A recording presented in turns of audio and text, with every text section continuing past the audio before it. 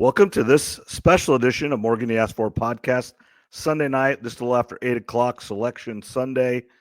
Men's and women's tournaments field are set. Several Iowa teams are involved. Both Iowa State teams, men's and women, Drake men, and then the Iowa women are all involved in the big dance. So not as many as some past years where all the women's teams are in or all the men's teams get in, but always exciting time of year. I do want to start with Iowa State because I think that's the most relevant, and for me personally and for the news that happened immediately after Iowa State was selected. First, 3 seed in Milwaukee playing 12:30 Friday. Morgan You Asked For will be on location in Milwaukee. I hedged my bet. I bought hotel and tickets to that place a month ago. I didn't tell very many people. I was sweating bullets today because no bracket had them in Milwaukee. Yesterday, if you looked at all the brackets, they were a 4 seed. Today, a few of them did move them up to a 3, but it was Wichita, it was Denver, it was Seattle. It was kind of all over the place, but nowhere in Milwaukee. And again, I think these conference this could be an entire podcast in itself. These conference tournaments do not matter. It didn't. Iowa State winning the Big 12 last year didn't change their seed. Wisconsin getting to the final and giving Michigan all they wanted did not help Wisconsin. That's a whole argument that we can have another time in another podcast. But Iowa State, 3 seed in Milwaukee over Wisconsin. Wisconsin went to Denver as the 3 seed. Well, you hedged correctly. We talked about them being in Milwaukee, so that's good for you. I did look yesterday and today. I saw a lot at 4, them being a 4 seed. So for them to get a 3 is still really good considering how the end of the season went, how the Big 12 tournament went. Like you said, the last 10, it doesn't seem like they're factoring that in as much as maybe they should. The flip side, we'll get to them later, is the women's side. It does seem like the conference tournaments do matter. Maybe that's 2 different groups that they're going on with the voting and how they're doing all that. But for Iowa State, the big news, obviously getting the 3 seed in Milwaukee is huge. And then the news that came out probably 10 minutes after with the injury. Right away. Well, it's not a secret that he is hurt. I mean, that he's been in and out of the lineup for 3 weeks now.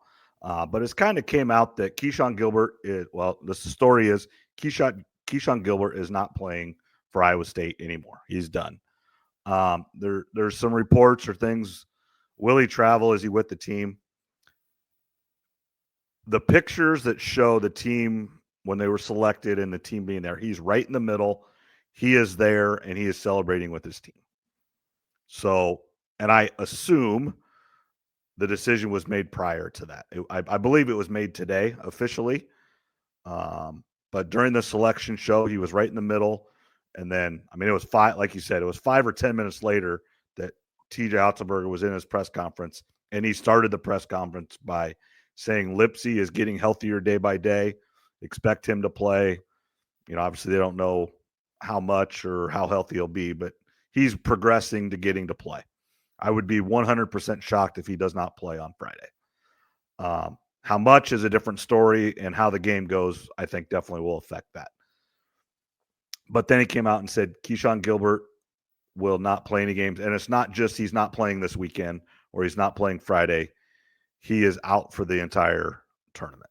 So Iowa State could go win a national championship, play April 4th or whatever day it is, which is a whole nother 3 weeks for him to get healthy, and he's still not going to play. 2 things with that. One, I think some of the problem this last 14 games where they're 7-7 or 8-8, whatever you want, their skid. He has came out and said he got hurt in the first conference game in Colorado, which was right at New Year's.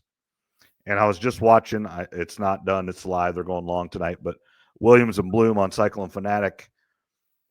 At Christmas time, Keyshawn Gilbert was the number 3 player in the country from what he did in Maui and Iowa State was number 2 in the country.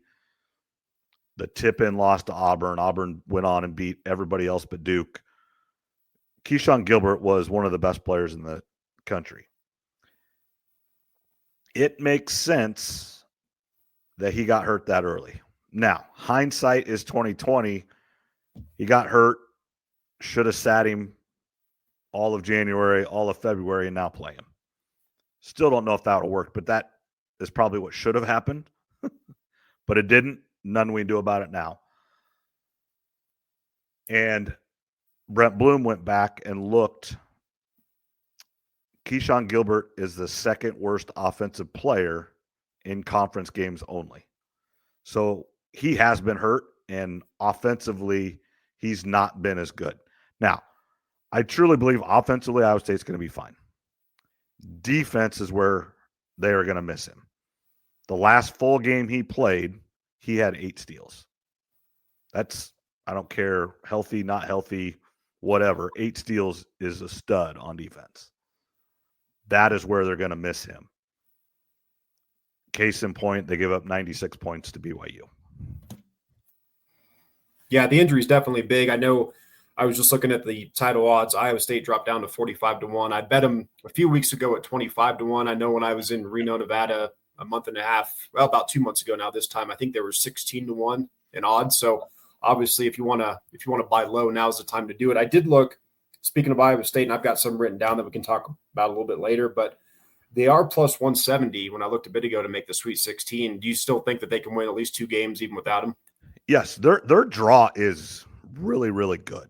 Going to be a lot of Iowa State fans in Milwaukee. It's only a 5-hour drive, so that helps a lot. 3 versus a 14. Now, Iowa State's lost as a 3. Many teams have over the course of the NCAA tournament, but you should win that one. Just because you are a better team. You might not be a better team that night, but you are a better team. So you should win that one no matter what. Then you're going to play Ole Miss as a 6, and then you've got the winner of the play-in game. So you can't just go scout 2 teams. You got to go scout 3 teams right now. And then that game is San Diego State and North Carolina. North Carolina is about a 2.5 3-point favorite, I think, is what Chris Williams said. I was just listening to. I don't know much about San Diego State, I'll be honest. I do know they beat Houston early in the season. It's only been a couple years since they went to the Final Four. I know Steve Fisher retired, and things have changed out in San Diego State. I don't think maybe they're as good as they once were, but obviously they're in the tournament. Good teams. North Carolina, 1-12 with quad 1 games. Only 1 quad 1 win, but they are North Carolina. They've got some good players. And you win the first 4 game, then you win that second game, and you start – we see it every year, one of those first 4 teams make the Sweet 16 or Elite 8. They get on a run, and this tournament is about getting hot in matchups. Iowa State doesn't want to see a team like BYU. That's a bad matchup for Iowa State. It just is. North Carolina does not shoot it real well. Ole Miss is kind of like Iowa State in the last 12 games, or 6-6 or whatever. Chris Beard is their coach. They're pretty good. They're getting better. I think this is his first or second year, so he doesn't have the full – you can turn things around quickly, but it does take a little bit of time to fully implement. But he's won actually, Iowa State has played him when he was at Arkansas Little Rock before he went to Texas Tech. And then he got the Texas job, and then he had his domestic issue and got fired there. But now he's back at Ole Miss, and he's in play for some jobs if you would like. So draw-wise, yes, Iowa State, as long as they play well, hit some shots, yes, I do think Sweet 16. Then if it goes chalk, it'll be Michigan State. And then it's a coin flip, and then it's Auburn. And Auburn in Atlanta, so very close. You know how close Auburn to Atlanta is. I think you lived in Atlanta when you went to Auburn, essentially Auburn every day down there in Alabama and stuff with McWayne's and stuff. Yeah, Auburn's a little bit. It would have been south of where Anniston was, Right. a little ways, but yeah, obviously Auburn's not far from Atlanta, just like you said. Looking at that, I think most people would expect Auburn to get there. I do know you mentioned Ole Miss. There was a guy I was listening to, and I forget who it was, but he liked Ole Miss as a sleeper team coming into this tournament. He thinks even next year they could be even better. Plus, they, playing in the SEC with as tough as that conference has been, that was one just about a week ago. He really liked Ole Miss, so I almost picked them to get to the Elite Eight in that bracket. But yeah, for Iowa State, even with the injury, the season that they've had, you would hope that they could at least that they could still win a couple games. Like I said, when I looked earlier, they're plus 170 to get to the Sweet 16. So you're basically betting on them winning that first one, fingers crossed, and then it's plus 170 odds to win that next game. Right.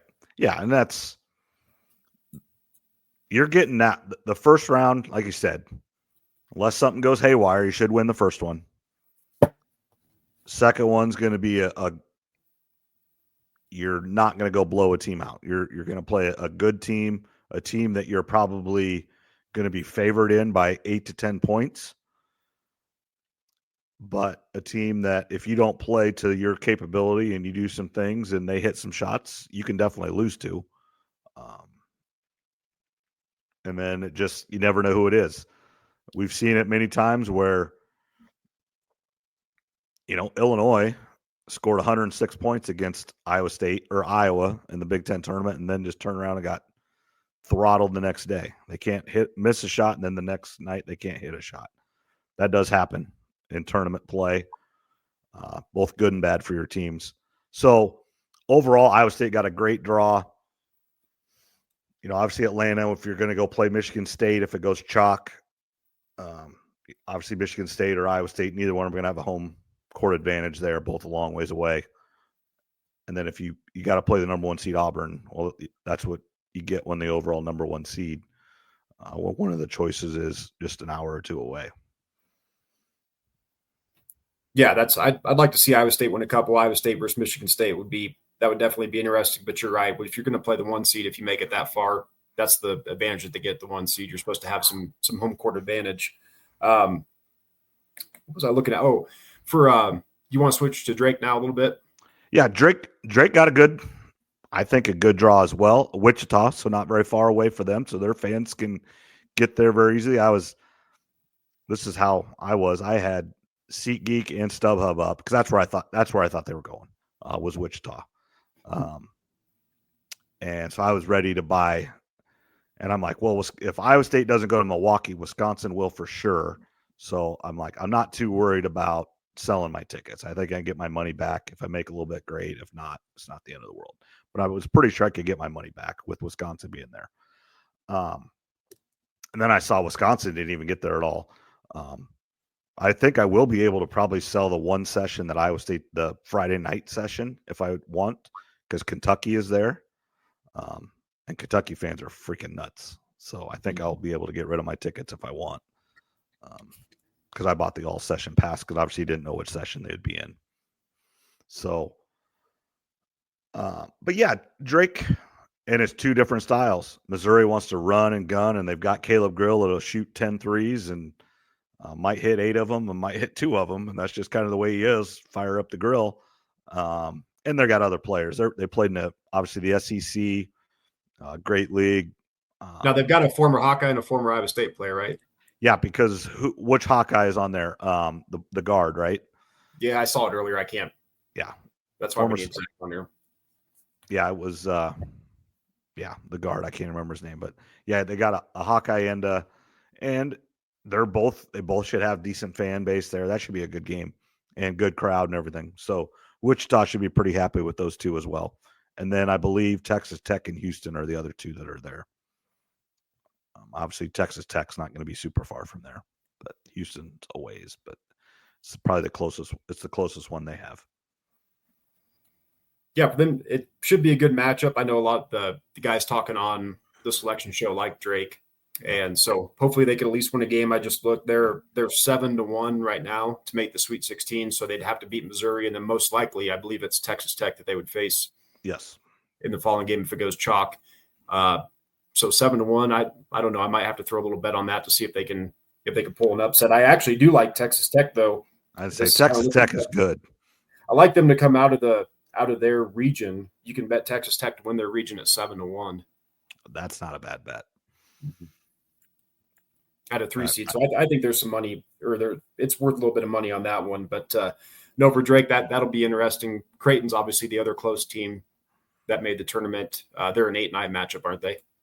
Yeah, and that's an interesting. There's a couple interesting 8 seeds and 9 seeds. Creighton's a 9, play Louisville, and then the winner plays Auburn. So 2 teams that know big time basketball, play it well, and then the other 8 seed, and I don't remember who they play, but is UConn is an 8 seed. So if they would win their game, now we've seen some 1 seeds go down, but 99% of the time, the 1 seed, I wouldn't want to play UConn in the second round. I'd rather play an Ole Miss or North Carolina or San Diego State, which is what Iowa State would play. Florida would have UConn. UConn's playing Oklahoma. Okay. Yeah, I would not want to play UConn. Those guys know how to win. Now, they're not the team they've been the last couple of years, but it's not the team I want to play in the second round. Yeah, given the experience, a lot of people are picking Florida. I liked Florida too. That was one I thought about throwing on a bet to win it all. They were 4-1. I've seen they looked really good this weekend. Mm-hmm. They've dropped down to plus 380 from 4-1. So obviously people are betting on them right now.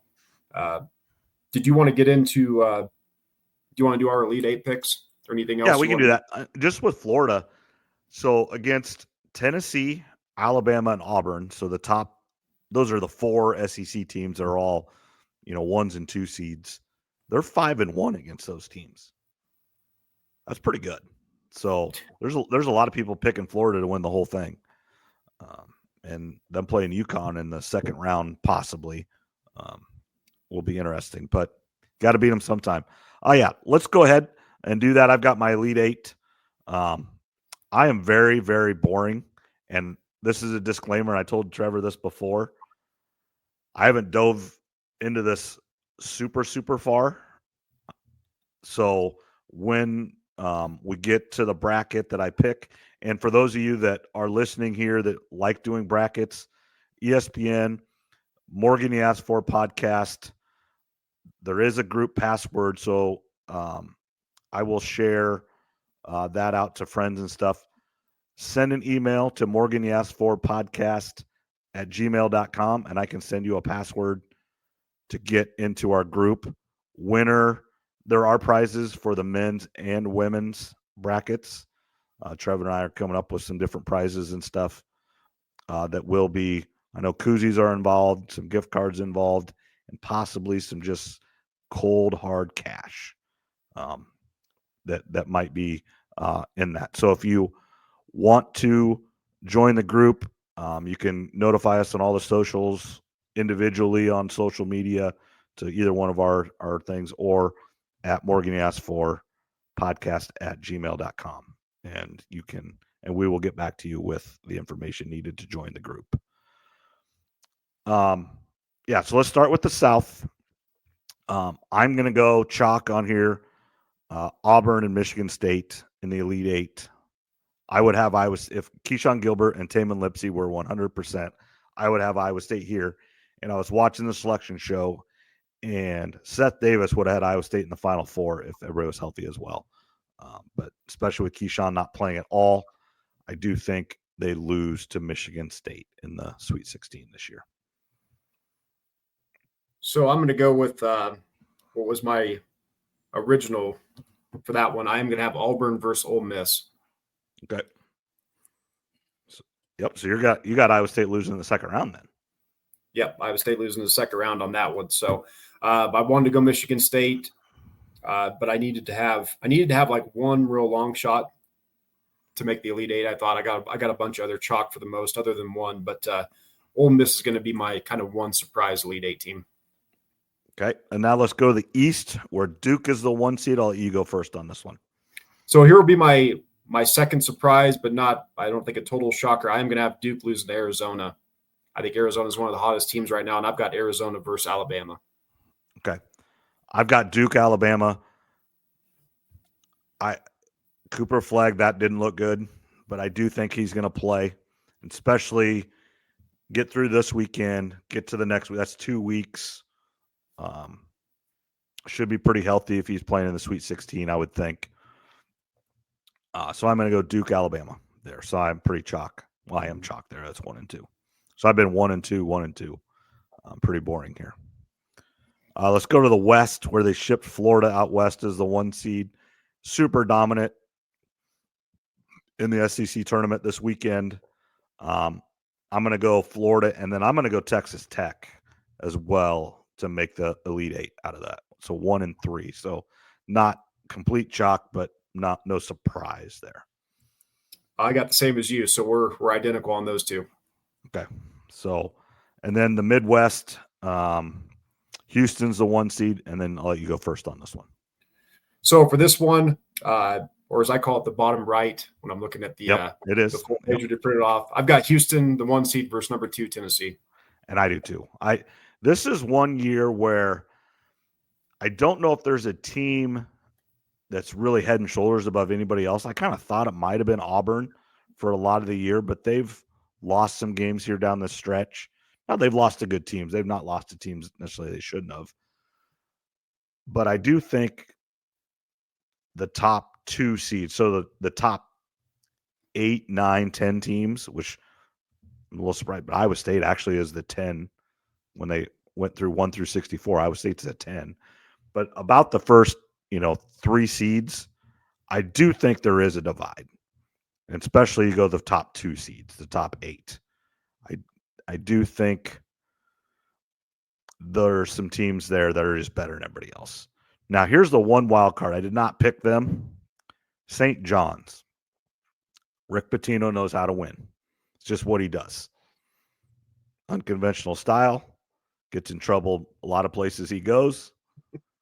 But a lot of those things that he probably got in trouble for in the 80s and 90s are straight up legal now. So what the heck?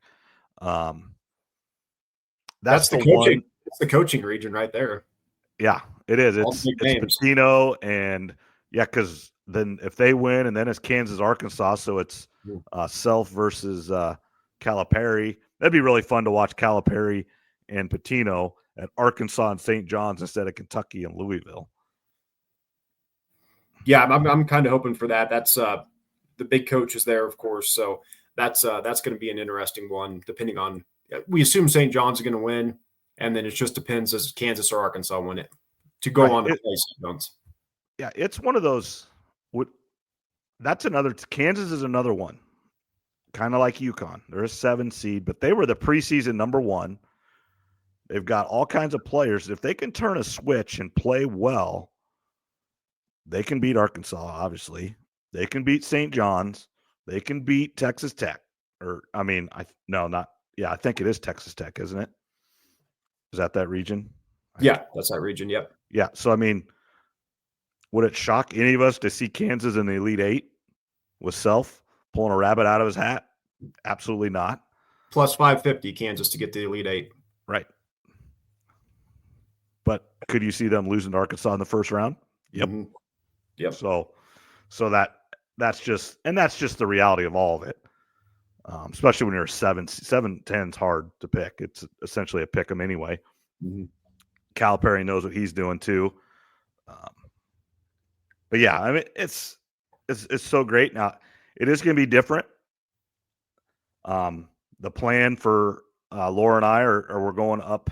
We're going to leave early Thursday morning. Drive up into Wisconsin. I want to go to New Glarus Brewery. Stop somewhere, watch some games, find somewhere to stay somewhere in Wisconsin. Not quite get to Milwaukee yet.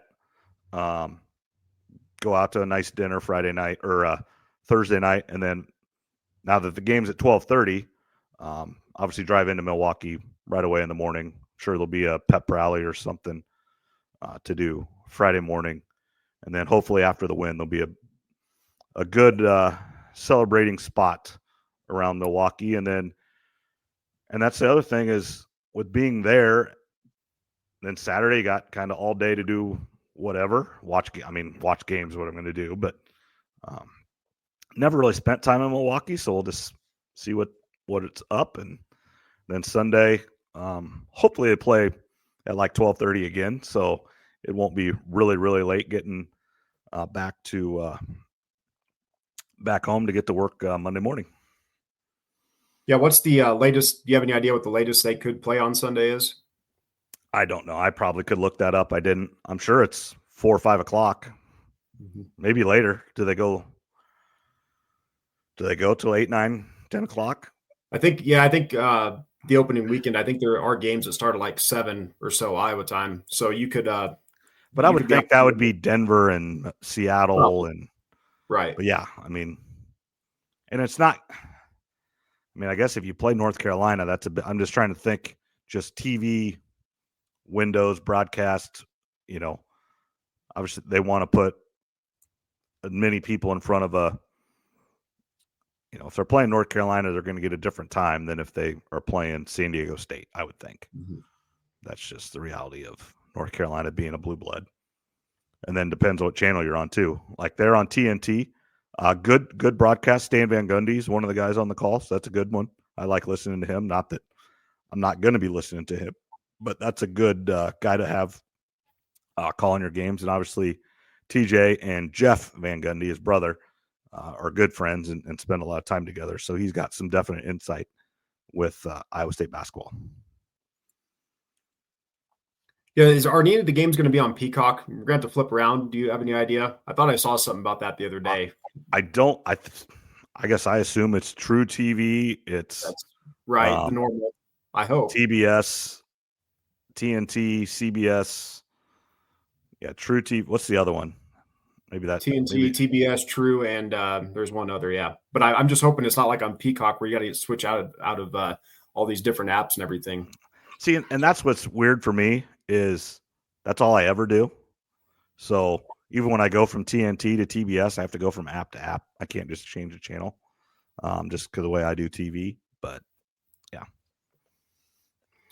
Hopefully it's easy to do that. That's one thing that was nice when we were younger is it was all cable. You just had the 3 or 4 channels memorized. You could click back, which I'm sure there's probably like YouTube TV or something. But I've got Hulu, so I know probably I'll have at least 2 or 3 of them. But I'll have to memorize what the numbers are and where they're at because I definitely don't want to, especially at the end of games, I don't want to be missing them.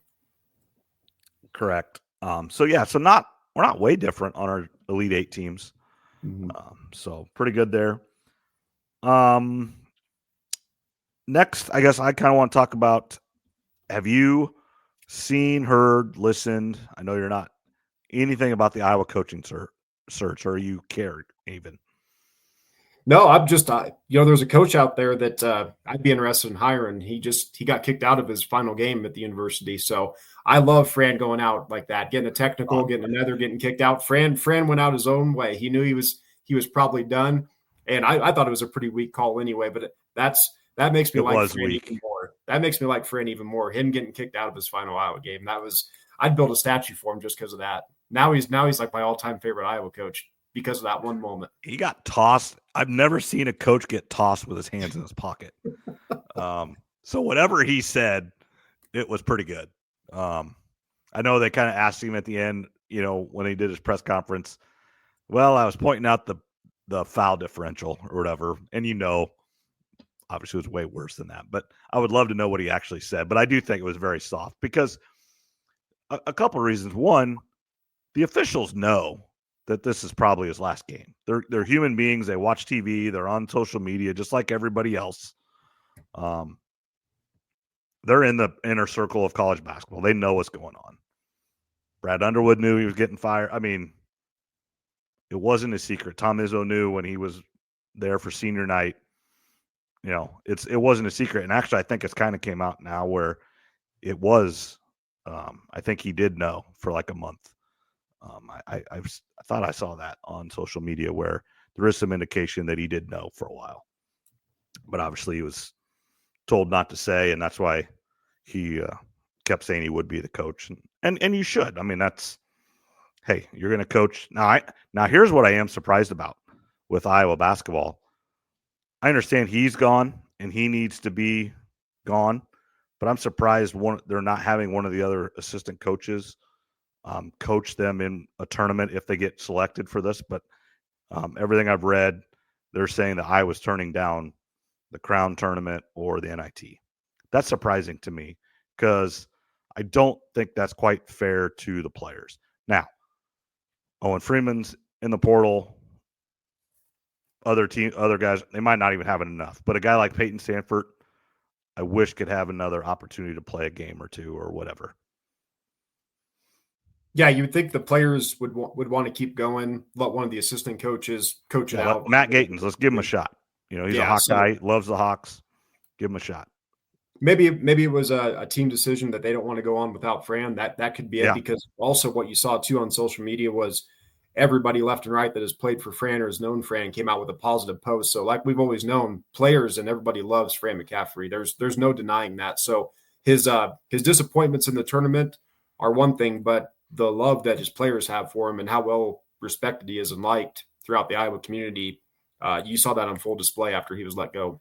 Yeah, and I'll be honest, I'm a little disappointed in the Iowa media, the Iowa Hawkeye media, because there were a lot of people that I listened to, and maybe it was just these guys that said Fran was really hard to work for or work with, and but yet when he got fired, they all came out with the nicey nice tweet. I know that's part of the job, but it's like you want him fired, you say he's not good to work with, and he's hard. He won't give you what you need. He won't come on your podcast and stuff like that. But yet, when he gets fired, they all say, my mom and dad died, or my dad died the next time I was there. He was the first one to say, hey, sorry about your dad. Welcome back. We're thinking of you and stuff. So I was a little bit disappointed in Hawkeye media for that. But it does show Fran is and none of us can put ourselves in his shoes, what his family's had to deal with Patrick's cancer when he was in high school, and then what Jack went through last year. Can only imagine a 16-year-old kid that somebody walks in front of him and he hits them and they die, what that goes on in your head as a 16, 17-year-old kid. And then adding on to it, it's worse when your dad's the head basketball coach at Iowa, one of the highest recognizable people in the state of Iowa. And you're a big-time recruit yourself. So this isn't like one of us doing that when we were in high school where it would have made the news for one day. It would have been just this happened and it would have went on. But that's in the news and it's still talked about to this day. Yeah, a lot to deal with, a lot to overcome the past couple of years. That whole situation, like you mentioned, obviously with the media, it's going to be blown up even more with a situation like that. So, yeah, with the media they love to criticize people too, and then apologize later. Of course, he probably didn't want to go on a lot of shows. We know how Fran is, but again, all the posts from the players and people that really knew him, Fran must be just a hell of a guy to be your coach and just to know in general. So it is kind of sad to see him go. He resurrected the program. It was at the bottom of the barrel when he came in. Obviously, the tournament just couldn't quite get over the hump. And we've talked about before, it is time for a new start, though, because the attendance and all that. So I do like Fran going out that way, though, because like you said, he'd been kind of quiet all year. And then one last time getting teed up and getting I think that was his first 2 tees of the year. It might have been. I haven't been paying attention, but I like Fran going out like that. That's the Fran I know anyway.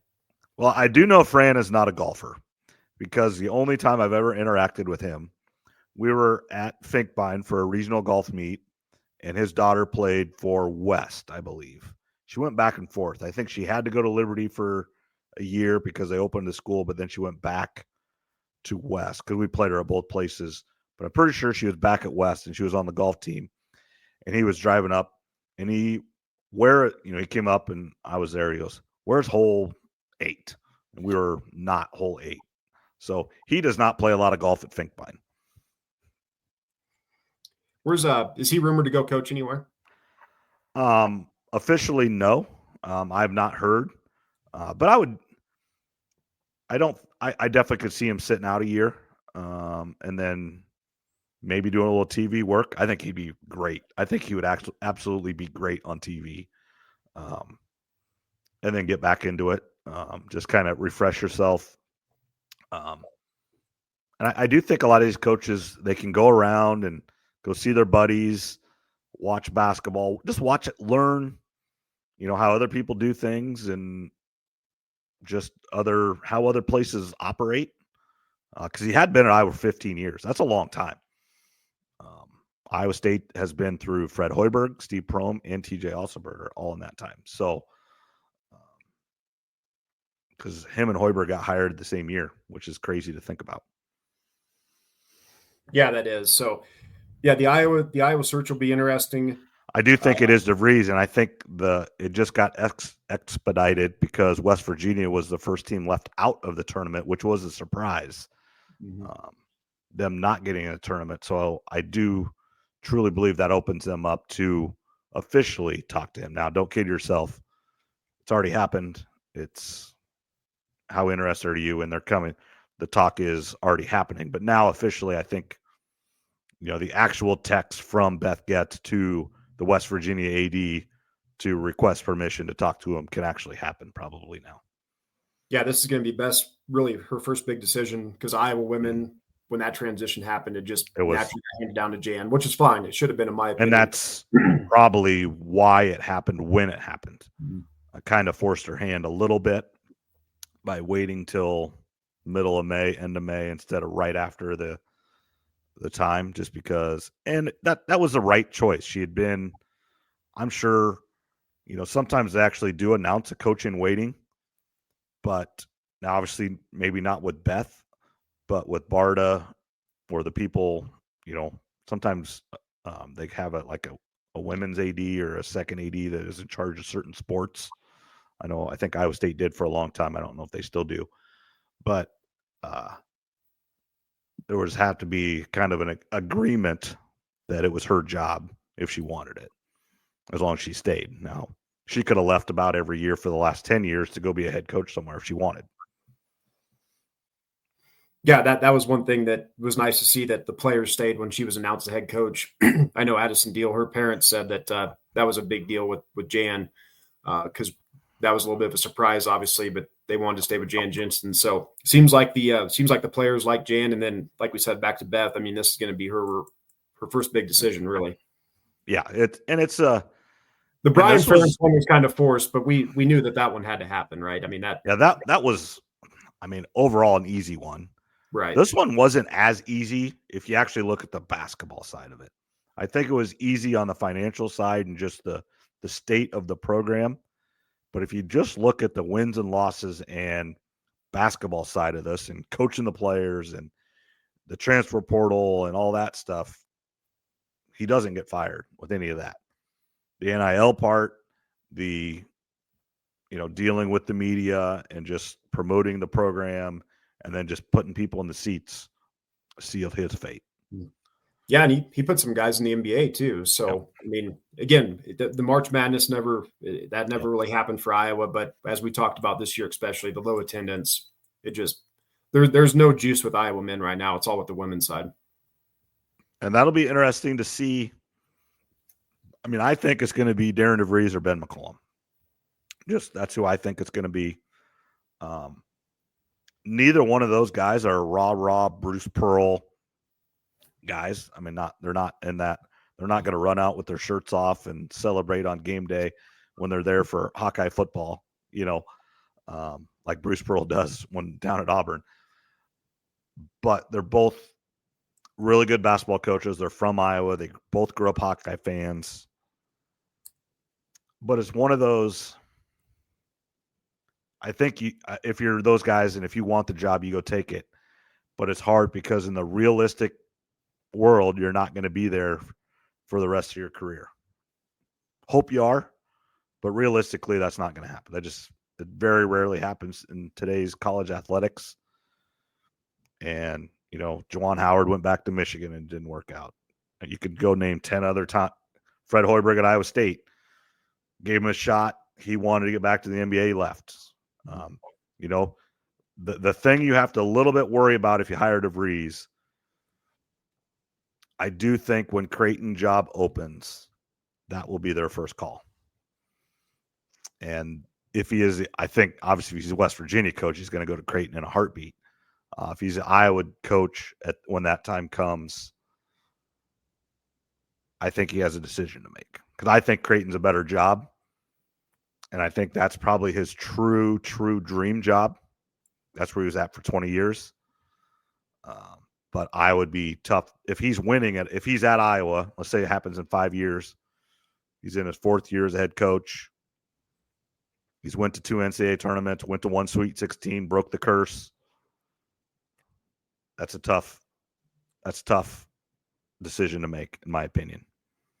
Yeah, we talked about the past couple of weeks. It's not really even so much a salary. It's what's the Nope. NIL going to be like. So Creighton said no football. They're probably going to have more money because of that. So it'll really be, if he does come to Iowa, have success, and something that situation happens. Of course, it's going to be what's the NIL money look like, and where does he think? Does he have a chance to even go further with Iowa, or does he want to go back to his dream job, like you mentioned? So that's the Iowa coaching job. Indiana's in play there, and we all know how the dominoes fall. Minnesota's in play. So it's just, there is talk that Greg McDermott goes to Indiana. Then DeVries has a choice to make right now. Does he want the Iowa job, or does he want the Creighton job right now?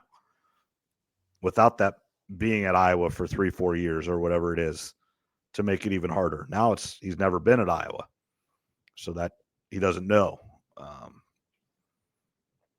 McCollum's, if McDermott doesn't go to Indiana, I think McCollum's in that. McCollum's probably going to get called for the Minnesota job. Drake's old head coach, Nico Medved, before DeVries, will be in that Minnesota job. He's at Colorado State. He's going to be involved in that Minnesota job because I believe he's from Minnesota. So a lot of coaching carousel going on. I know we did our Elite Eight. Do you want to do the Final Four and championship? I don't think we ever finished it. Do you have it written down? I do. I would have to look at the bracket to actually do the championship games, but I can do that real quick. I got it right here. So I've got my. I can give you my Final Four while you. Yep. I've got my Final Four. I just need to look at who plays who in the semis. So okay, yeah, I got it. All right, so you go the South, and then you can go. I'll go first on the South, I guess. I got Auburn beat Michigan State. I've got Auburn coming out of that one as well. The East, go ahead. The East is at bottom left. I've got Florida. That's the West, but Florida's the West. Okay, we'll go the West. Florida coming out of the West. I do too. I have them beating Texas Tech, so we're 2 for 2 on that. Let's go upper right. I've got Duke and Alabama, and I got Duke winning that one. Okay, and I've got this is the one surprise. I've got Arizona coming out, finally going on. I know they've had some tournament struggles over the years as well, but that's my one surprise, Arizona making the Final Four. All right, I went all chalk so far. And then bottom right, which is the Midwest, go ahead. I've got Houston. Yep, and I do too. So I have all 4 number 1 seeds, so obviously that's not going to happen. I think that's only happened one time. And I reserve the right when I pick my brackets to change a little bit, but just quick glance and kind of penciling stuff in. I just don't see the upsets this year at the top. And that means Creighton is going to beat Auburn and take out the champ right away. Let's see who's another 9. Mississippi State's going to beat Duke. Gonzaga is going to beat Houston. I mean, that's what's going to happen. So I kind of like Georgia a little bit in that bracket with Houston, but for the championship, I've got Auburn winning over Houston. Yeah, so I'm going to have Auburn and Houston, and I'm actually going to pick Houston. I was really impressed by Houston in that Big 12 tournament. They've only lost 1 game by 1 point since the Big 12 started. So, and they've got 5 loss. I think they have 5 losses on the year. They lost to Auburn, Alabama, Duke. Maybe it's only 4. Yeah, because they've lost to Auburn, Alabama, Duke, and San Diego State. So I think they have 4 losses on the year. 3 of those teams are pretty freaking good. It feels like the upsets will probably happen in the first round or so, but once we get down to the Elite Eight, the Final Four, like we've talked about a lot, especially this year too, at least from what I've been hearing, it feels like you got to have a lot of the top seeds. Yeah, they were doing a percentage thing since 2018. The 1, 2, and 3 seeds. This is just the first round. Average 90, and that actually even counts with 2 16s being beat since 2018, which before that had never happened. Mm-hmm. It's like 92%. So essentially, the 1, 2, and 3 seeds, you have to move on in the first round for your bracket. Now, that doesn't mean they're all going to win, but you have to move them on in the first round. Start picking them off in the second or the Sweet 16. But the first round, 1, 2, and 3s, you have to move on to. Or if you do pick the upset, you better pick the correct one, because you got to have, essentially, to win brackets, you have to pick the Elite Eight pretty tight, I think. So for me, I did, speaking of that, the one bracket I kind of had written down my biggest upset for this, and I do have Montana beating Wisconsin. Wisconsin's a 3 seed. So you're saying there's probably about an 8% chance of that happening, right? Yep. Like, that's my biggest upset, at least in the first round. And that, it's out in Denver. It's going to be at altitude. Montana, that's going to be right up their alley. Wisconsin, not up their alley. That's I still can't believe Iowa State's in Milwaukee over Wisconsin. It's crazy to me. I actually thought they'd both be there going into this because Kentucky's there as a 3 as well, along with Iowa State. I thought it'd be Iowa State and Wisconsin, and then everything I was reading and hearing was going to be Kentucky and Wisconsin, and then Iowa State was going to get moved down to a 4 out to Denver or Wichita, and then this morning I saw 3 in Wichita, which that's really not that much different, but it just, for my purposes, it would just this afternoon at 5:00 would have been canceling hotel rooms, getting hotel rooms, trying to sell tickets and buy tickets, which is fine. But yeah, thankfully that worked out for you. Speaking of some other things that I had, about a week or two ago, I made a few bets, and these are 3 teams I bet to make the Final Four. And what my thinking is, I don't need them to make the Final Four. I need them to make the Elite Eight. Mm-hmm. Then depending on who they're playing, maybe I can hedge. Yeah, you can hedge them. So I got Arizona at 12-1. Okay. I got Clemson at 18-1. And then I bet Georgia at 60-1. So I think Clark Kellogg had Clemson in the championship game. He did. Pretty sure. Yeah. Yep. And they were in the Elite Eight last year and almost made it. So, yeah, that's not and they beat Duke in the one time they played them. So, wouldn't be completely shocked if that happens. As a 5 seed, it's definitely an upset, but not completely shocked at that. Yeah, not at all. And just some others, just to get to the Sweet 16, Memphis was plus 650. I bet that. I thought there was a little bit of value there on that one. New Mexico plus 450. If they could, I think they'd have to pull the upset against Michigan State, of course, for that to happen.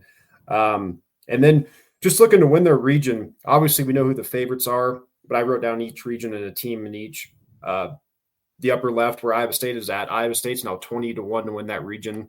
Maybe they could go on a run. Probably not. There's a reason they're 21.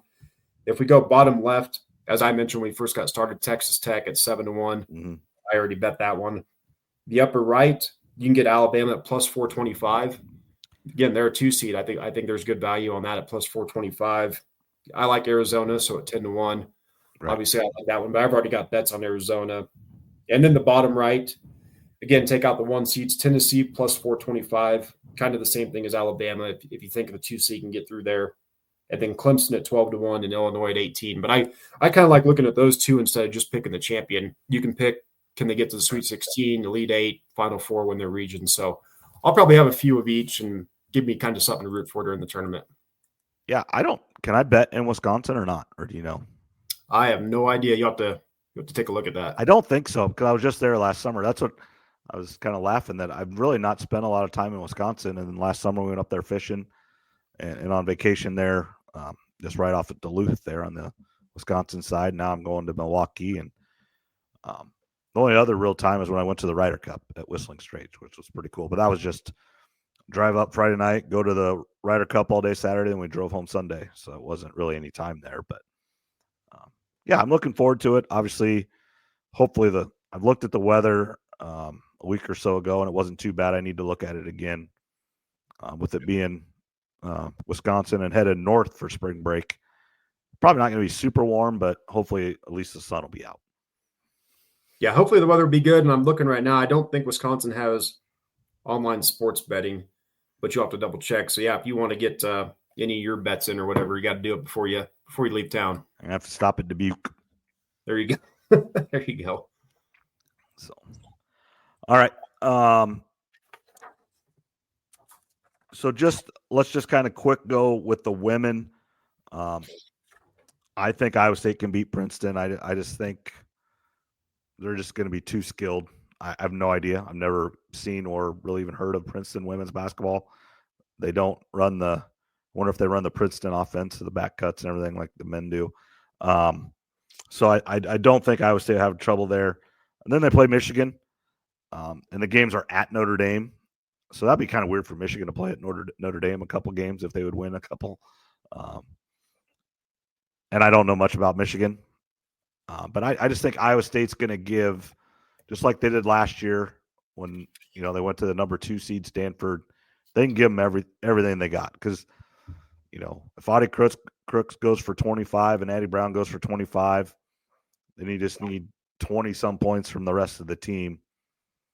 But yet, it's been shown all year they only have one quad 1 win all year. So when they play good teams, they've struggled. So I would say Iowa State wins the opening game, toss up for the next game against Michigan would be my bet. I think they can beat Michigan, and then after that, I would say that's probably about the end for Iowa State. But I like their chances if they play Michigan for that one. Obviously, they were a 6 seed, kind of like we predicted. They took care of business versus Michigan State in the Big Ten tournament. So they're playing Murray State on Saturday. I didn't see a time for that yet, but I like that one, of course. And then it would have to be Oklahoma if it goes chalk. And then, of course, UConn would be eventually down the road. So that's I was kind of hoping for TCU to be the 2 seed there and theirs, but it is going to be UConn. So that would be a tough one if that matchup did happen. And interesting there being in Oklahoma and Norman with Jenny Baranchek being Oklahoma's coach, former Hawkeye. There was, some talk. That was probably the one other person that if you wanted to talk to somebody else besides Jan Jensen to be the coach, she's probably the one you would have wanted to talk to. And maybe they did talk to her. But it'd have been a little bit hard because he had just left Drake. I think this is her maybe 3rd year at Oklahoma. But she did a great job at Drake. I believe it was Jenny Lillis in high school, played at Dowling, so from Des Moines, went to Iowa, and then obviously went back to Drake and now at Oklahoma and moving up the ranks. I think the Iowa job's better than Oklahoma's, but they're in the SEC and they got all kinds of money. But so does the Big Ten in Iowa. So yeah, we'll see if Iowa can go on a run. I don't know much about Murray State or Oklahoma all that much. My biggest thing is if those 2 teams don't run the press or don't run the press well, I think Iowa's got a good chance to win both of those games. But as we've talked about before, as good as Iowa's played down the stretch here, and I think they can get to a Sweet 16. You know what happens if you come out flat and don't shoot the ball well, the other team's hot. I mean, your season or your career is over in the first game. Oh, absolutely. And 6-11 upsets happen every year. I mean, that's not that big of an upset. When you're picking brackets, that's the 5-12 and the 6-11. Those are the 2 that you're trying to pick the right one. One's going to happen.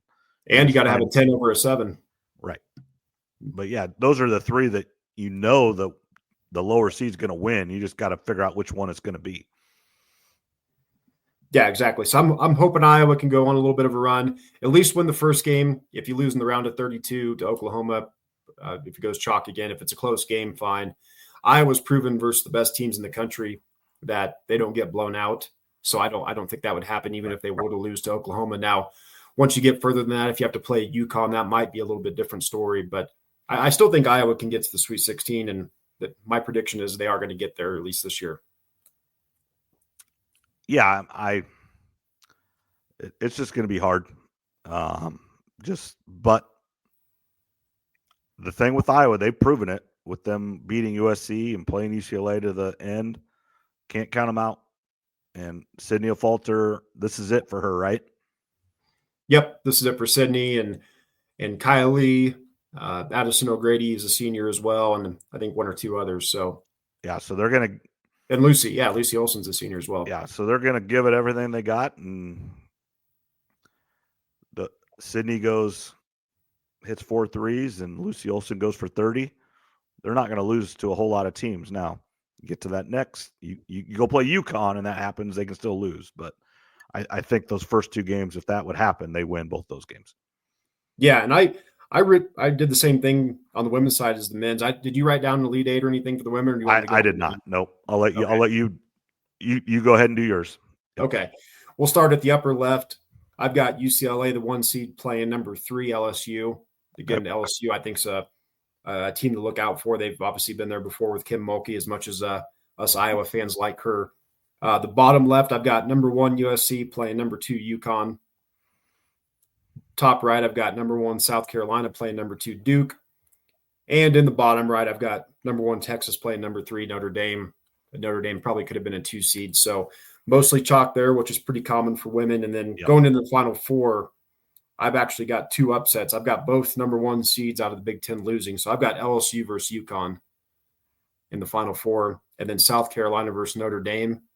And for the championship, I think I've got UConn winning it versus South Carolina. They're the 2 betting favorites by a pretty significant margin. UConn and South Carolina are. So I think maybe Paige Beckers gets it done, and then if she is to win the national title, then we're going to get into this whole debate as she goes into the WNBA. Is she actually better than Caitlin Clark? Those debates will happen, even though she's playing at a powerhouse at UConn compared to Iowa.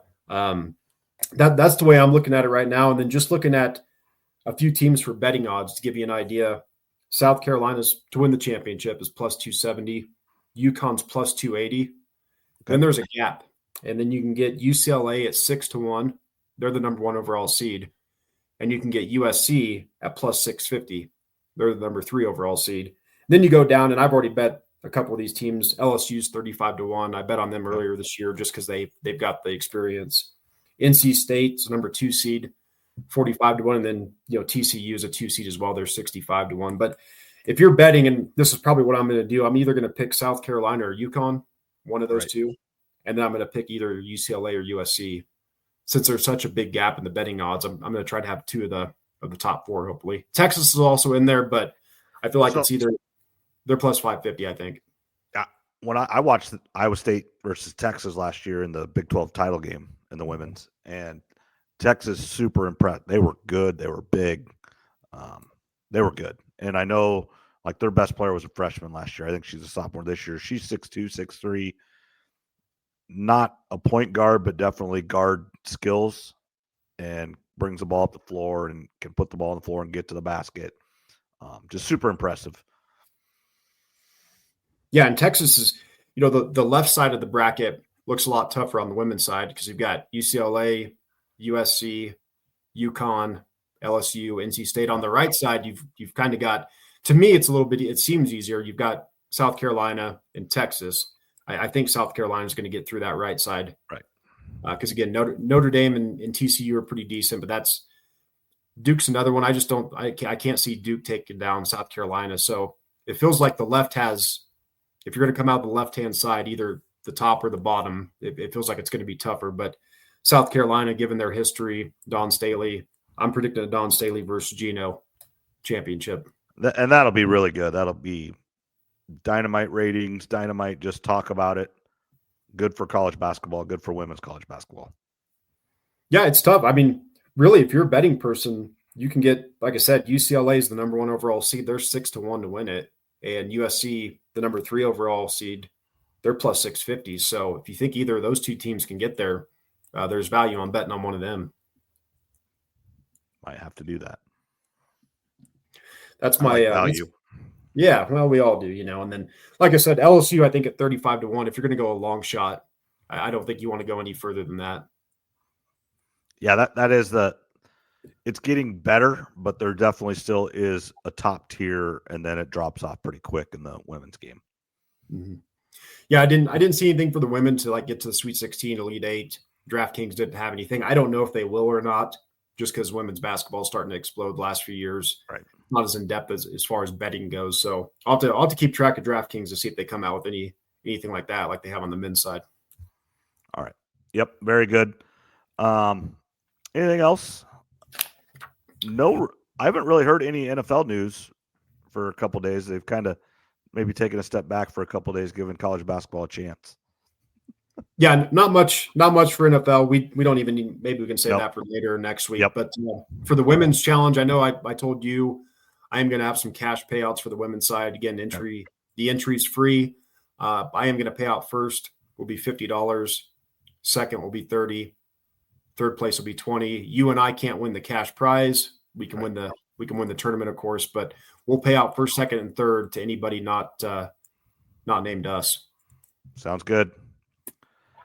Nope. Yeah. So again, on social media, get with us at the Morgan Asked For podcast social media or our personal social media accounts. Message us to get the password to get into those, and then obviously you and I will send it out to our friends and family just directly. I'll send you the link via text, and then you can send it out to who you want to on that. So very good. And then on the men's side, we'll have some koozies and then some miscellaneous gift card / maybe cards. I got some things here, I think. So there will be prizes for both men's and women's, and good luck to everybody. We're going to try to have, I don't know, Trev's busy this week a little bit, try to have a kind of a more of a NCAA preview, try to have Zach on or somebody. And then I will probably try to take my computer and microphone and try to do something. I will have all day Saturday where I'm not doing anything. And then obviously Fridays at 12:30. So we may try to do some quick, even if I don't bring anybody else in, something, or if you want to just get on and do something and send me the clip, I can upload it as well, Trev. So there might be some just quick 5-10 minute thoughts. Iowa State, great job. Iowa State, horrible job. Whatever. Oh my God, Auburn got upset by the 16 seed. Whatever. You never know what's going to happen. Did you see this shot to win the game or tie the game or whatever? That's what makes March Madness and the first week in the NCAA tournament some of the best days of the year. It's one of the best weeks there is, some of the best days. And if you can't get me on, you can get other people, because we know most of America is not going to be working Thursday and Friday. Right. And that's what's always, for the most part, pretty nice is I'm on spring break this week, so I don't have to work. So yeah, I'll be headed up to Minneapolis on Thursday, and then obviously Friday at 12:30. So I'll probably be in the arena before noon, and we'll go from there. I've never been in that arena. NBA arena should be pretty nice, I would think. Well, enjoy the trip. Drive safe. Yep. Let me know what your schedule is. I'll do the same, and we'll see what happens. Yep, sounds good. All right, thanks everybody for listening, and have a great week, and go Cyclones. Have a good one.